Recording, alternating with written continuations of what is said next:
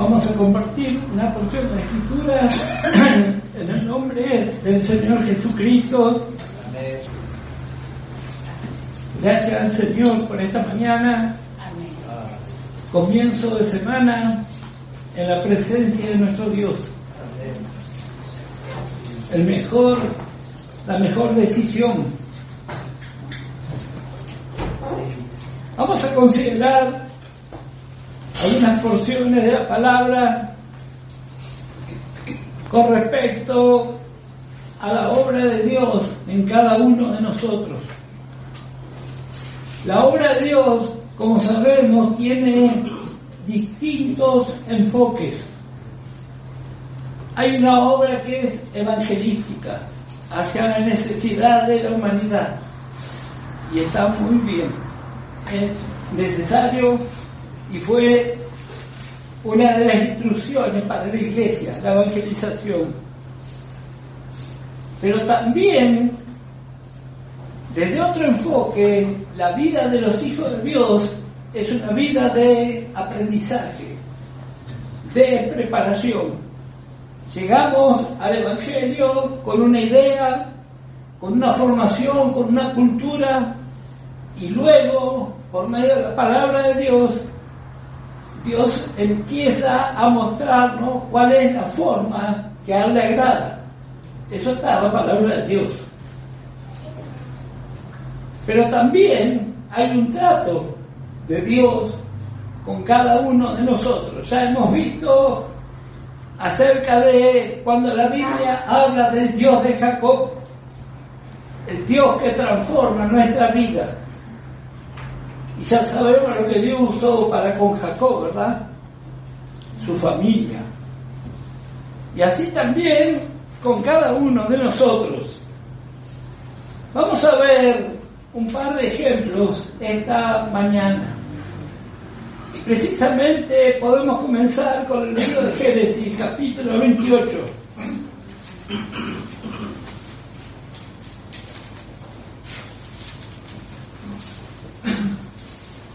Gracias al Señor, por más que el clima está hostil, estamos cómodos aquí. Gracias al Señor. Que mejor, ya hemos orado, hemos alabado, y ahora vamos a escuchar tu palabra también. Génesis capítulo 28 y el versículo 15. Como dije, Jacob era muy joven y Dios le hace esta promesa: he aquí, yo estoy contigo y te guardaré por donde quiera que fueres, y volveré a traerte a esta tierra, porque no te dejaré hasta que haya hecho lo que te he dicho. Esta promesa llena nuestro corazón, nos transmite seguridad, pero también en esta promesa está incluido el trato de Dios. Ahí ya no nos causa tanta gracia, porque todos los que vemos en la Escritura que han sido útiles al plan de Dios han sido tratados por Dios previamente. Tenemos muchos ejemplos. Habíamos visto hace poco a Moisés, 40 años en una de sus etapas. Él creía que era alguien, y de hecho tenía motivos. Había sido criado en el palacio, él tenía una carrera militar, tenía formación, pero luego estuvo aquí 40 años al desierto para darse cuenta que no era nadie. Y después estuvo 40 años dándose cuenta que Dios pudo usar un don nadie. Y esa es la mejor parte. Cuando Dios quita todas nuestras ideas, quita todas nuestras opiniones. En Filipenses, para los que toman nota, el capítulo 1, verso 3, Pablo hace mención a una promesa similar. Dios va a perfeccionar su obra en nosotros. Ahora, ¿cómo es esta obra? Bueno, dijimos, el Dios de Jacob es el Dios que transforma, sintetizando. ¿Qué es lo que Dios quería ver en la vida de Jacob y en nuestra vida? Quería ver la vida espiritual. Por eso Dios permite las circunstancias. Una y otra vez pasamos por experiencia, y si siempre sale nuestra vieja creación, de vuelta a la mesa del Sana. Así fue el trato. Y vamos a ver un par de ejemplos. En primer lugar, Primera de Reyes. Justamente hoy cantábamos de Elías. Gracias, hermano. Primera de Reyes, capítulo 17.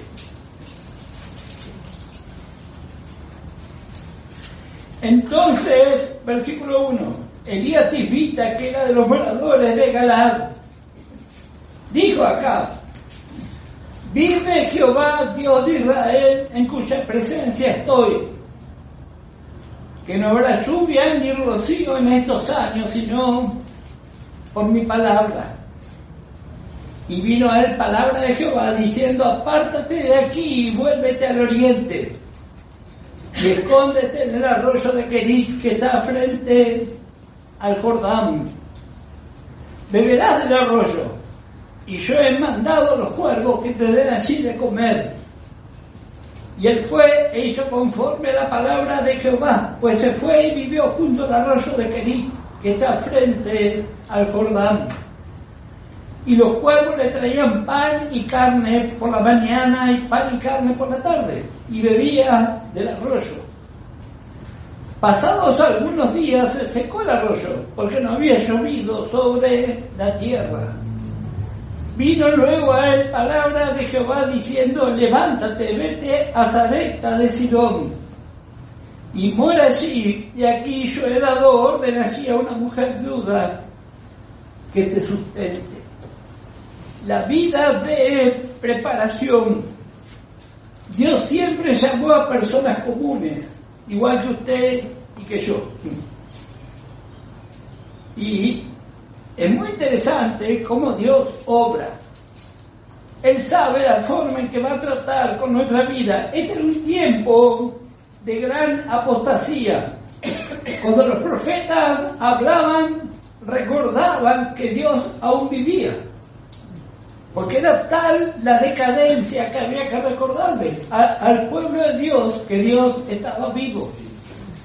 Pero dice aquí esta porción que él profetizó lo que iba a ocurrir, y a partir de ahí se ganó los más tremendos enemigos que había en ese tiempo: el rey Acab y su mujer. Eso también formó parte de nuestra escuela. Por causa de la obra, no todos nos van a querer. Así que si usted tiene la idea de que va a ir todo bien, que todos le van a saludar, olvídese. La escuela de Dios tiene otros tratos. Él fue llevado a estos dos lugares de humillación. Porque esto, ¿qué es lo que Dios estaba probando aquí? La obediencia de Elías. Cuando leemos la carta a los hebreos, vemos acerca de la fe de Elías. Pero como vimos, en este tiempo hay distintos grados de fe. Hay poca fe, hay mucha fe y hay fe muerta. Hay mucho que dice que tiene fe, pero no hay evidencia. Este fue llevado a este lugar. Y es muy interesante si observamos que él, cuando Dios lo llamó, en ningún momento le dijo cómo iba a ser su historia. Nunca. Nos hace recordar de Abraham. Abraham fue llamado. ¿Y qué dice la Biblia? Salió sin saber a dónde iba. Y así nosotros. ¿Cuál es la forma correcta? Agarrar una hoja en blanco y firmar. Y Dios se va a encargar de llenar esa hoja. ¿Dónde vamos a ir?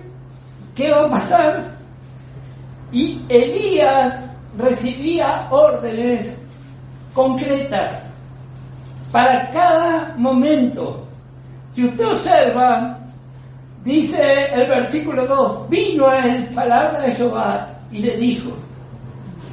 En el verso 8 dice, vino luego a él palabra de Jehová. Y así nuestra vida. Vamos recibiendo las órdenes de a poco. Humanamente nos gustaría saber toda la historia terminada, pero no es así. Como dije, estos dos lugares hablan de humillación, que un arroyo que en la actualidad nadie sabe dónde tuvo. Se ve que era un riachuelo muy pequeño, pero lo que sí sabemos es el significado de su nombre, cortadura. Ahí Dios empieza a cortar nuestra vieja creación. Muchos creen que servir a Dios es andar en coches nuevos, todo lujoso, todo lindo. Eso no está en la Biblia. Así que él fue llevado a este lugar. Y luego las cosas no se pusieron mejor. Porque dice, versículo 7, pasado algunos días se secó el arroyo. Y esto realmente habrá sido una crisis en su vida, porque esto también es experiencia para nosotros. Dios permite una etapa de humillación y a veces las cosas empeoran en vez de mejorar. Ahí estaba Elías y se empezó a evaporar el agua. Pero dice el verso 8, vino luego a él, otra palabra. ¿Y qué será? ¿Que las cosas van a mejorar? No, van a empeorar. Porque ahora es más humillante todavía. Primero, dice, le dieron de comer los cuervos. Si usted es lector de la Escritura, sabrá que los cuervos eran animales inmundos, habla de impíos. Y encima, los cuervos son omnívoros. ¿Qué quiere decir? Que comen de todo. Ellos comen carne, comen insectos, comen lo que venga. Pero a Elías le llevaron la carne. Dios puede hacer esas cosas, seguro que puede hacer. Simplemente por creer. Y ahora las cosas, como dije, se ponen peor. Porque ahora nos manda a un lugar llamado Sarepta. Usted sabe que en esa época no había colectivo, ¿verdad? 160 kilómetros de distancia, caminando, con hambre, con necesidades. Pero ¿qué dice el verso 10? Entonces él se levantó y se fue a Sarepta. Lo que es la vida de fe. Por supuesto, el que no es de fe no va a entender, lo va a criticar. Pero así es la vida de Elías. Ahora no lo sostiene un cuervo, ahora una viuda, peor todavía. Porque la viuda es un cuadro de debilidad, de alguien que necesita. Y va y encima la viuda lo tiene que mantener a él. Sarepta, su nombre significa refinamiento.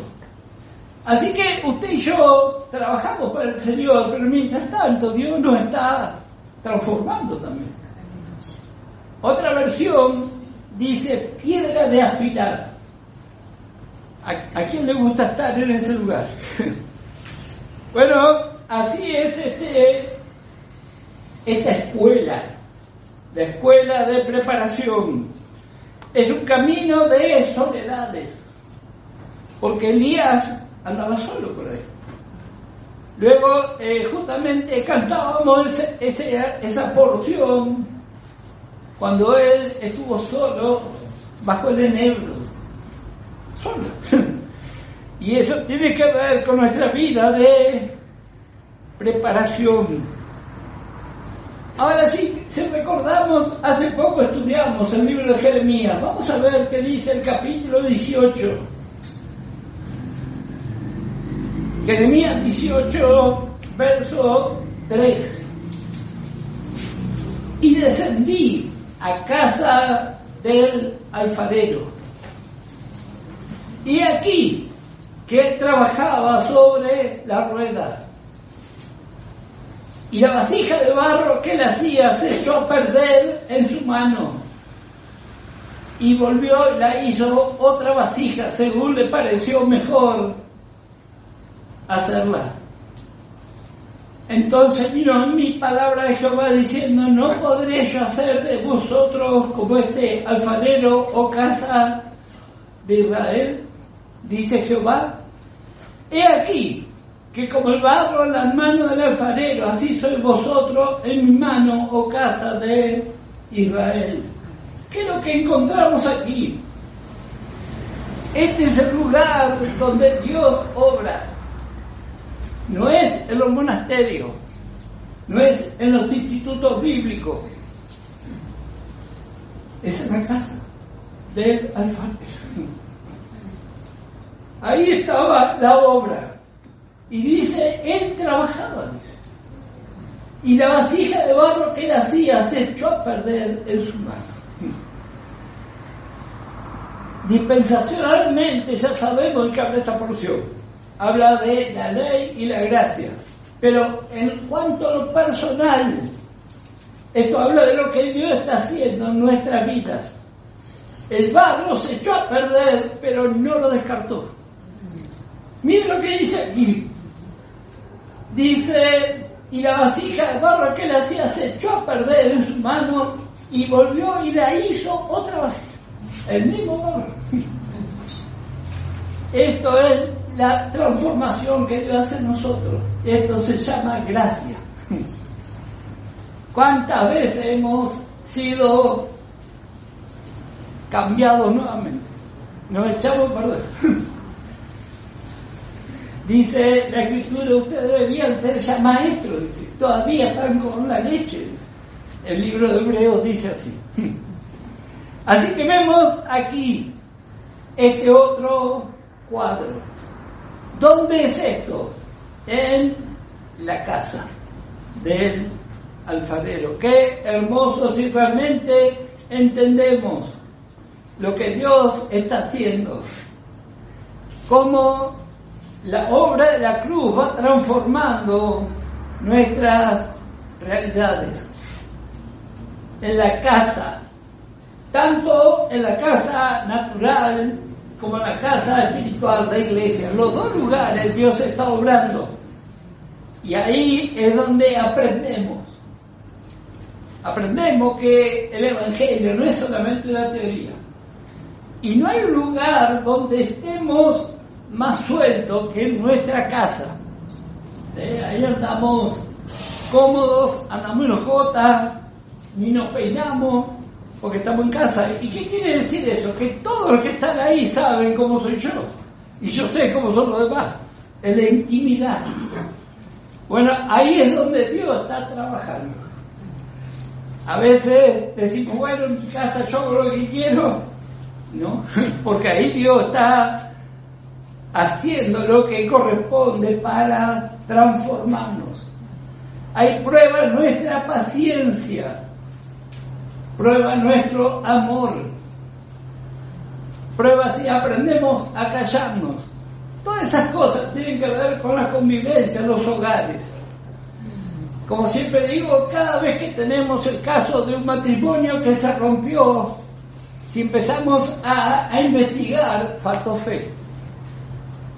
Por ese motivo las familias se desarman, por falta de fe.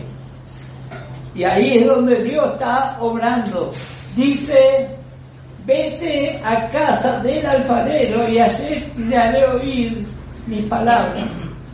Y descendí a casa del alfarero. Y aquí que él trabajaba sobre la rueda. La rueda puede girar mínimo 30 vueltas por minuto y máximo 120. ¿Y quién maneja eso? El alfarero. Él sabe a cuánto tiene que girar la rueda. Así estamos a veces nosotros. Estamos dando tanta vuelta que ya no sabemos ni para dónde vamos. Pero Dios está haciendo su trabajo ahí, en la casa. Como dije, hay dos casas. Hay la casa familiar, está también el cuadro de la iglesia. Recién podíamos ver, cuando la Biblia habla de las distintas casas, hay 3 referencias en la Escritura. En primer lugar, volvemos a Génesis, capítulo 28. Y el verso 16. Y despertó Jacob de su sueño y dijo: ciertamente Jehová está en este lugar, y yo no lo sabía. Y tuvo miedo y dijo: cuán terrible es este lugar, no es otra cosa que casa de Dios y puerta del cielo. Jacob aún no había sido transformado, y dice que la casa de Dios le pareció de terror. Así dice acá: cuán terrible es este lugar.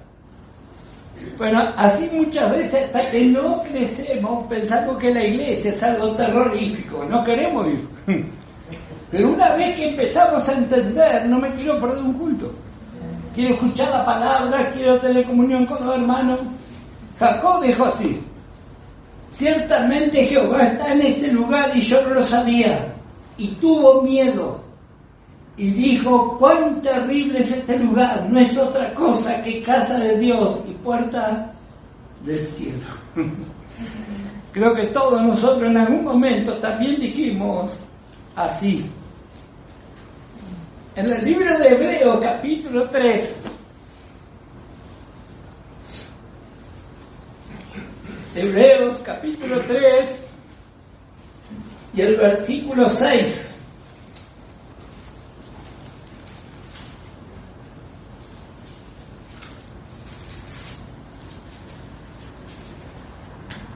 Dice: pero Cristo como hijo sobre su casa, la cual casa somos nosotros, si retenemos firme hasta el fin la confianza y el gloriarnos en la esperanza. Este es otro cuadro de la casa, nosotros mismos. Y después está en nuestra casa como familia. Primera de Crónicas,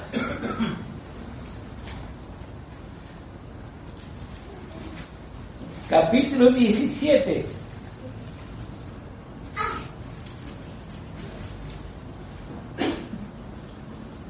Y el verso 27. Esto dijo David: y ahora has querido bendecir la casa de tu siervo, hablando de la familia, para que permanezca perpetuamente delante de ti, porque tú, Jehová, la has bendecido y será bendita para siempre. Así que en esos tres lugares Dios está haciendo su obra. Como dije, no tengo absolutamente nada contra los monasterios ni el instituto bíblico, está muy bien, pero ahí ni usted ni yo vamos a ser transformados. Nosotros vamos a ser transformados donde nos movamos. Ahí va a estar la vida de preparación. Tal vez nuestra vida una y otra vez fracase, como lo que estaba haciendo el alfarero. Y otra vez la paciencia infinita de nuestro Dios. Esta es la forma de Dios. Eso no cambió hasta el día de hoy. Él nos da forma. Y no hay forma de huir de ese lugar. No hay forma de escaparse. Dios anhela, antes que nuestros triunfos ministeriales, que aprendamos a respetar a Dios. Eso es mucho más importante. Ahí realmente radica la victoria. Filipenses capítulo 4, ya para finalizar.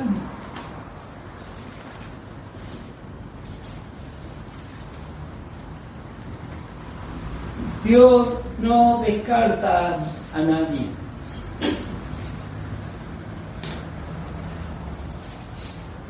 Hay un dicho del mundo que dice: mientras hay vida y esperanza, ¿verdad? El tema está en rendir nuestra vida y dejar de lado nuestras ideas. Ahí está la victoria. A veces por años sostenemos nuestras opiniones.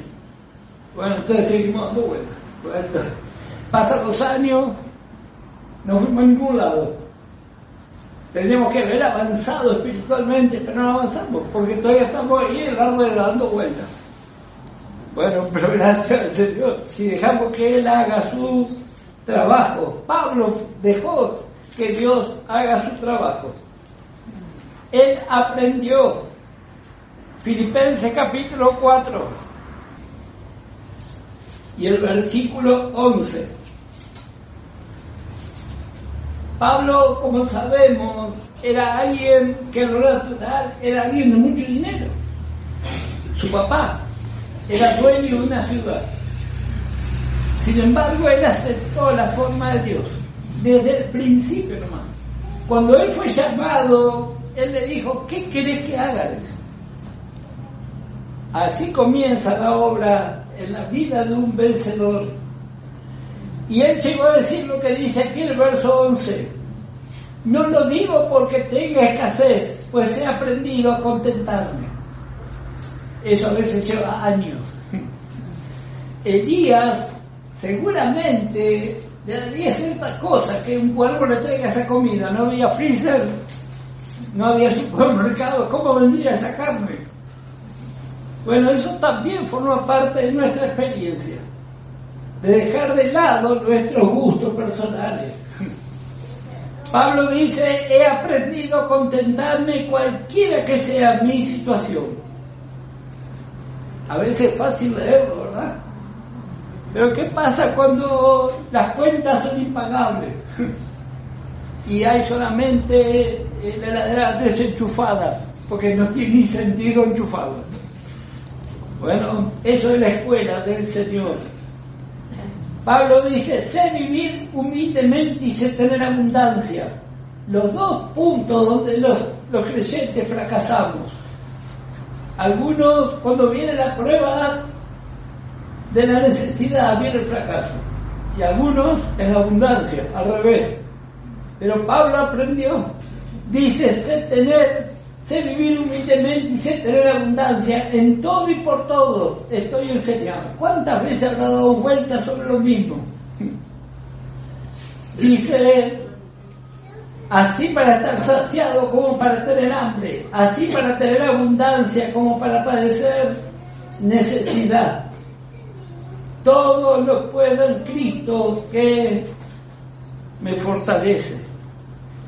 ¿Qué hacían en los tornos en esa época de Jeremías? Preparaban cerámica para el horno. Esa cerámica tenía que ir al horno para ser útil.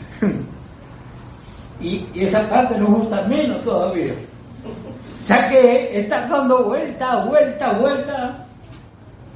pero Dios va a hacer una obra perfecta. Él sabe la temperatura del horno a la que usted y yo vamos a ir. Así fue la experiencia de este varón, y así también va a ser nuestra experiencia. Vamos a Segunda de Crónicas, antes de terminar.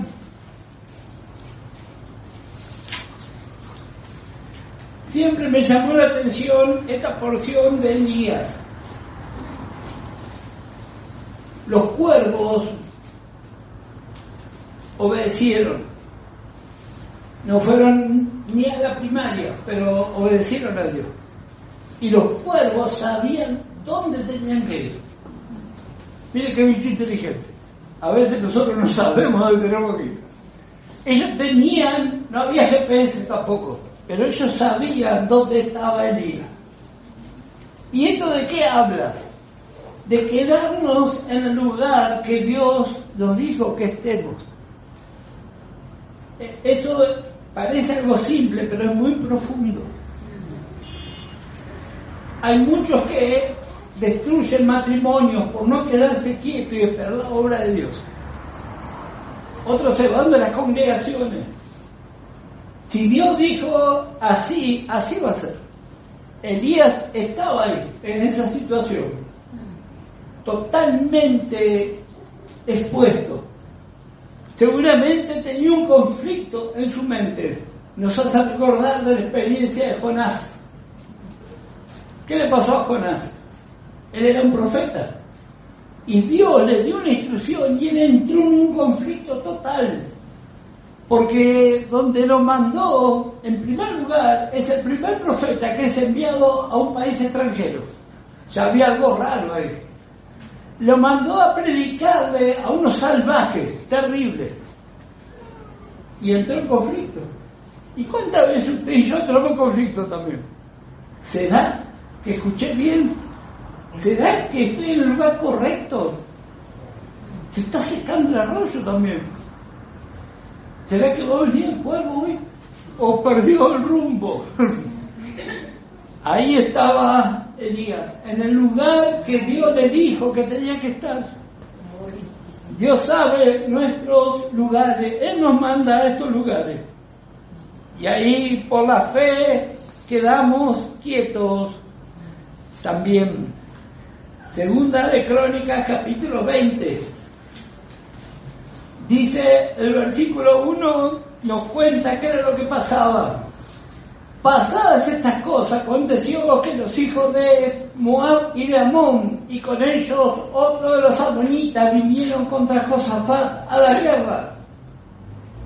Y acudieron algunos y dieron aviso a Josafat diciendo: contra ti viene una gran multitud del otro lado del mar y de Siria. Y aquí están en Hasezón Tamar, que es en Gadí. Entonces tuvo temor y Josafat humilló su rostro para consultar a Jehová e hizo pregonar ayuno a todo Judá. Y se reunieron los de Judá para pedir socorro a Jehová. Y también de toda la ciudad de Judá vinieron a pedir ayuda a Jehová.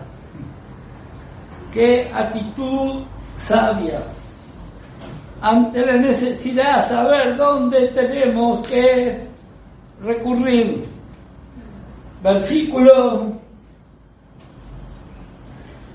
viene la respuesta. Versículo 13. Y todo Judá estaba en pie delante de Jehová con sus niños y sus mujeres y sus hijos. Otra vez un cuadro de la sabiduría. Toda la familia congregada.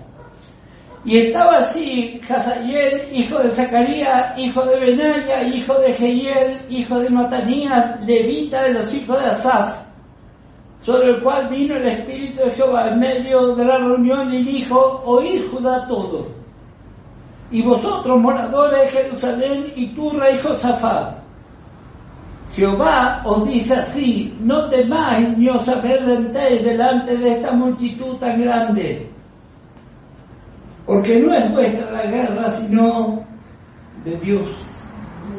Mañana descenderéis contra ellos. Y aquí que ellos subirán por la cuesta de Cis, y los hallaréis junto al arroyo, antes del desierto de Jeruel. No habrá para que peleéis vosotros, en este caso, paraos, estad quietos, y ved la salvación de Jehová con vosotros. Oh Judá y Jerusalén, no temáis ni desmayéis. Salid mañana contra ellos, porque Jehová estará con vosotros. La vida de fe es una vida de obediencia. Meditaba en Jonás, que era lo que creían los judíos de aquel entonces y los de ahora también, que Dios vivía en Jerusalén, y que si uno se alejaba de Jerusalén, se alejaba de Dios. ¿De dónde sacó eso? Pregúntele a David: ¿dónde huiré de tu presencia? Bueno, a veces terminamos así, o dando vuelta, o en la panza de un pescado por ahí. Vas a saber cómo salió Jonás de ahí. Sin ninguna necesidad. Hay varios ejemplos en la Biblia cuando Israel pasó circunstancias amargas sin necesidad. Y a veces nosotros somos iguales, por no aceptar la forma de Dios. Dios les mandó que se quedaran quietos. Éxodo capítulo 14, hay otro cuadro. Con esto vamos a finalizar. Éxodo capítulo 14, seguramente todos lo conocemos. ¿Qué aconteció?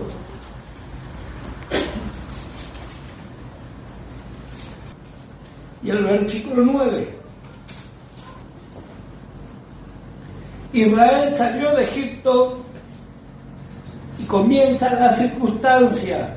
Dice el verso 9, siguiéndolo pues los egipcios, con toda la caballería y carros de Faraón, su gente de caballo y todo su ejército, los alcanzaron acampados junto al mar, al lado de Pi-Hairot, delante de Baal-Zephón, y cuando Faraón hubo acercado, los hijos de Israel alzaron sus ojos.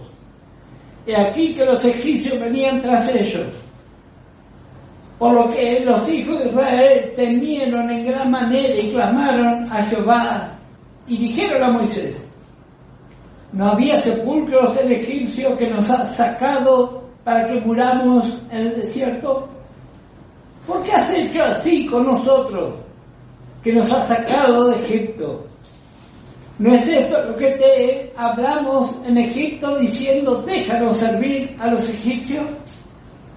Porque mejor nos fuera servir a los egipcios que morir nosotros en el desierto. Y Moisés dijo al pueblo, aquí vemos la actitud de un líder. No está hablando solo de un pastor, está hablando de una mamá y un papá con la autoridad en su hogar. El enemigo siempre viene y el temor siempre nos visita. Y dice, verso 13, Moisés dijo al pueblo, no temáis, está firme. Y ve la salvación que Jehová hará hoy con vosotros. Seguramente Elías se recordó de esto. ¿Cuánto tiempo él estuvo ahí? No sabemos. Pero entre los dos lugares pasaron 3 años. Así que no es una experiencia de un día. Y sin embargo vemos aquí como Israel también fue instruido. Dice, ve la salvación que Jehová hará hoy con vosotros, porque los egipcios que hoy habéis visto, nunca más para siempre los veréis. Jehová peleará por vosotros y vosotros estaréis tranquilos. Entonces Jehová dijo a Moisés, ¿por qué clamas a mí? Di a los hijos de Israel que marchen, y tú alza tu vara, y extiende tu mano sobre el mar, y divídelo, y entre los hijos de Israel por el medio del mar, en seco. La vara de Moisés habla de la palabra de Dios. Cuando viene la circunstancia, ¿qué es lo que usted y yo tenemos que hacer? Poner en alto la palabra de Dios, por más que el enemigo esté ahí, a las puertas. Por más que el estudio de la clínica diga que no hay más nada que hacer. ¿Por qué clamas a mí? Dice, levantá, alza tu vara, y extiende tu mano sobre el mar. Esto habla de tomar autoridad sobre la adversidad. La escuela de Dios no tiene nada que ver con lo que muchos enseñan. No, venga el evangelio que la vida le va a sonreír, ¿no? Le van a correr los egipcios, le van a traer los cuervos y se va a evaporar el arroyo. Muchas veces el arroyo es la economía, otras veces la relación de familia. Se va y se va. Ahí es probada nuestra fe. Le voy a invitar a que se ponga de pie y que pueda, vamos a orar al Señor. Si tal vez está dando vuelta y vuelta y vuelta hace tanto tiempo, hoy Dios lo va a sacar de la rueda del alfabeto.